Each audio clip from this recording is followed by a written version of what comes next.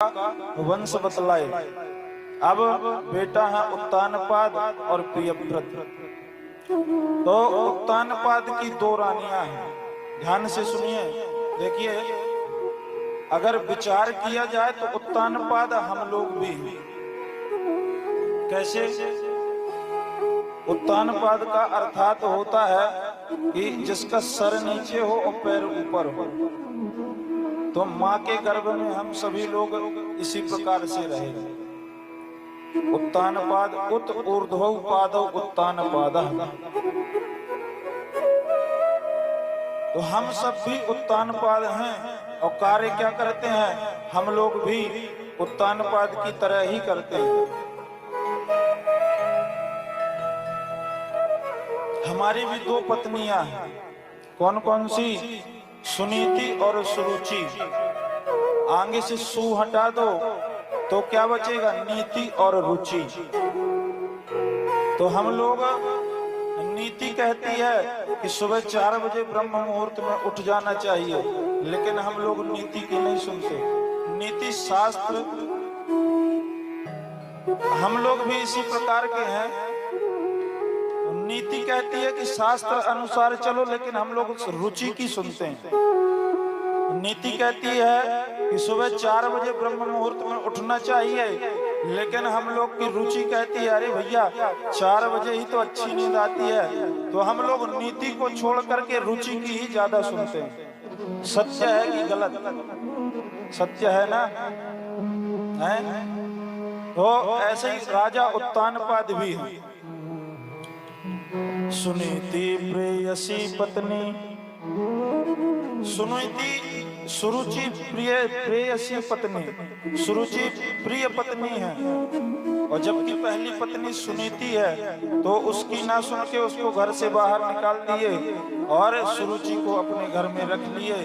लेकिन संस्कार, सुनीति के पुत्र कौन है? ध्रुव जी। ध्रुव जी महाराज, जिस सुनीति के संस्कार को देख करके, जिस सुनीति के संस्कारों से ध्रुव जी महाराज आज आकाश मंडल पर दैदीप्यमान हो रहे हैं, और वहीं सुरुचि का पुत्र उत्तम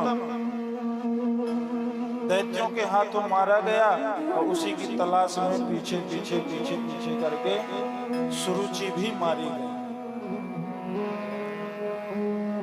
ध्रुव जी महाराज हैं, सुनीति को निकाल दिया उत्तानपाद ने। ध्रुव जी महाराज बहुत दिनों से अपने पिता के विषय में पूछते हैं माता सुनीति से, लेकिन माता सुनीति बताती नहीं है।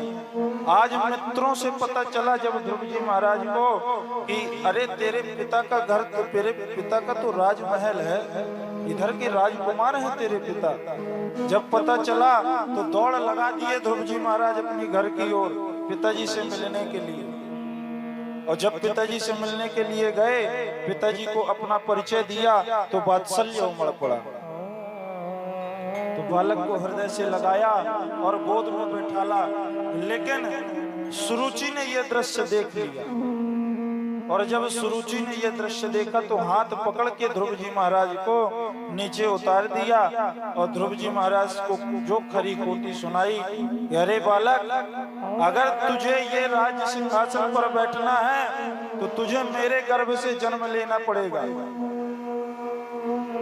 जा करके भगवान को प्रसन्न कर, और पुनर्जन्म जब लेना तब तो मेरे गर्भ से लेना, तब तू इस राज्य का अधिकारी है, अन्यथा तुझे इस राज्य का अधिकार दिया नहीं जाएगा। जब ये बात बोलती हैं तो ध्रुव जी महाराज को अत्यंत कष्ट होता है। जब ये कष्ट हुआ तो रोते रोते बिलखते हुए अपनी माँ सुनीति के पास आते हैं। लेकिन आप विचार कीजिए कि माँ सुनीति के संस्कार क्या हैं। कोई और माँ होती तो लड़ने के लिए तैयार हो जाती, क्यों? तूने मेरे बेटों को 2 शब्द बोल कैसे दिया। लेकिन उन माँ सुनीति के संस्कार देखिए। महाराज, एक बात आपसे निवेदन करूं कि अगर बालक संस्कारी नहीं बन पाया तो पूर्णतः गलती माँ की है,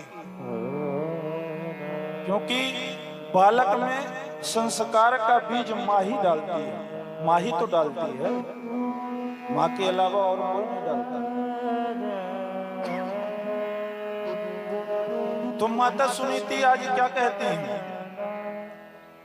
जब ध्रुव जी महाराज ने बताया कि मेरे साथ ऐसा ऐसा हुआ, माँ तू क्या इतनी अभागन है?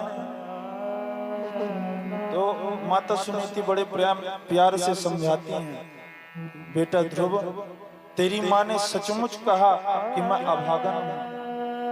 मैं इतनी अभागन हूँ कि मैंने तुझे तेरे पिता के बारे में आज तक बता नहीं पाई। इतनी अभागन, इतनी अभागन हूँ। लेकिन आज उस दूसरी माँ ने, आज तेरी छोटी माँ ने तुझे उस जगत पिता के बारे में बतलाया है, तो जा और जा करके उस जगत पिता को प्राप्त कर, और फिर तू इस राज्य का ही नहीं, ये सर्वस्व साम्राज्य तेरा होगा, जब भगवान हमसे प्रसन्न हो जाएंगे। ध्रुव जी ने पूछा, माँ वो भगवान मिलेंगे कहाँ? तो माँ ने मधुबन की ओर इशारा कर दिया और ध्रुव जी चल पड़े, और जाते जाते रास्ते में नारद जी मिल गए। नारायण नारायण। जब नारद जी मिल गए तो नारद जी ने देखा कि ये बालक इधर कहाँ भागा चला जा रहा है। तो नारद जी ने पूछ लिया, बच्चे तुम इधर कहाँ जा रहे हो? तो ध्रुव जी महाराज कहते हैं, देखिए महाराज, हम भगवान को प्राप्त करने जा रहे हैं। नारद जी ने कहा, ये छोटा सा बालक और आज भगवान को प्राप्त करने के लिए जा रहा है, तो ये कोई सरल नहीं।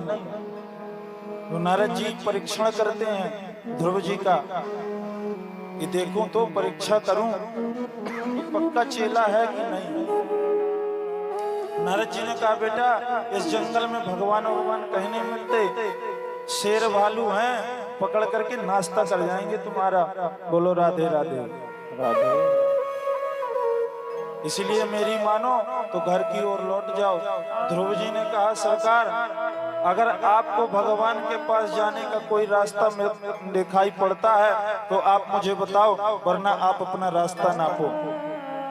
हम क्षत्रिय राजकुमार हैं और हमने मन में ठान के निकले हैं कि आज हम भगवान को प्राप्त करके रहेंगे तो रहेंगे। नारद जी समझ गए पक्का चेला है। नारद जी ने कहा, बालक तुम ऐसे भगवान को प्राप्त नहीं कर पाओगे, इधर आओ, मैं तुम्हें एक मंत्र बतलाता हूँ। एक मंत्र दे दिया, कान में द्वादशाक्षरी मंत्र फूंक दिया, और द्वादशाक्षरी मंत्र फूंकते ही कहा, बेटा जाओ इस मंत्र का निरंतर जाप करना, तुम्हें एक दिन वो परमात्मा जरूर प्राप्त होगा। नारद जी भी प्रसन्न चित्त, ध्रुव जी भी प्रसन्न चित्त होकर के चल पड़े मधुबन की ओर, और मधुबन में बैठ करके तब प्रारंभ किया, ओम नमो भगवते वासुदेवाय, ओम नमो भगवते वासुदेवाय, ओम नमो भगवते वासुदेवाय। निरंतर ओम नमो भगवते वासुदेवाय का जाप करते हैं। प्रथम माह में एक टाइम कुछ पा लेते हैं, जब दूसरा माह हुआ तो फिर तप बढ़ा दिया, अब एक ही टाइम लेते हैं। तीसरा माह हुआ तो मात्र जल ग्रहण करके रहते हैं, और चौथा माह हुआ तो पत्र पुष्प आदि कुछ पा लेते हैं, और फिर निरंतर ओम नमो भगवते वासुदेवाय का जाप करने लगते हैं। पांचवें महीने में सब कुछ त्याग दिया नारद जी ने, और जो प्राणायाम चढ़ा करके एक अंगुष्ठ मात्र में खड़े हो गए कि सारे ब्रह्मांड की श्वास रोक दी। मात्र उस 5 साल के बालक ने जब सारे ब्रह्मांड की सांस रुक गई तो सारे देवता भागे भागे भगवान के पास गए। भगवान ने कहा, कोई मत घबराओ, अभी मैं जाता हूँ, मेरा एक भक्त है जिसके दर्शन के लिए मैं जा रहा हूँ। जो भगवान विराट स्वरूप में नारद जी के ध्रुव जी के सन्मुख प्रत्यक्ष प्रकट हुई है। बोल विराट भगवान की जय। ध्रुव जी महाराज देख नहीं रहे हैं, निरंतर मन में वो छवि का दर्शन कर रहे हैं ध्रुव जी महाराज। और भगवान ने जब देखा कि ये अपने नेत्र नहीं खोल रहा है तो भगवान वो अंदर की जो छवि है वो अंतर ध्यान कर दी। जो हृदय की छवि अंतर ध्यान हुई, अंतरहित होते ही घबरा गए, और जब नेत्र खोला तो सामने जब वही पाए तो स्तुति कर उठे। अब ध्रुव जी कहते हैं कि भैया स्तुति करके तो हमसे आती नहीं, पढ़े लिखे कुछ है नहीं, तो अब क्या करें। तो जब मन में ये स्मरण आया तो भगवान ने अपना शंख ध्रुव जी के कपोल से छुआ दिया, और जो कपोलों से छुआया कि वेद वेदताओं सहित स्तुति गाने लगी।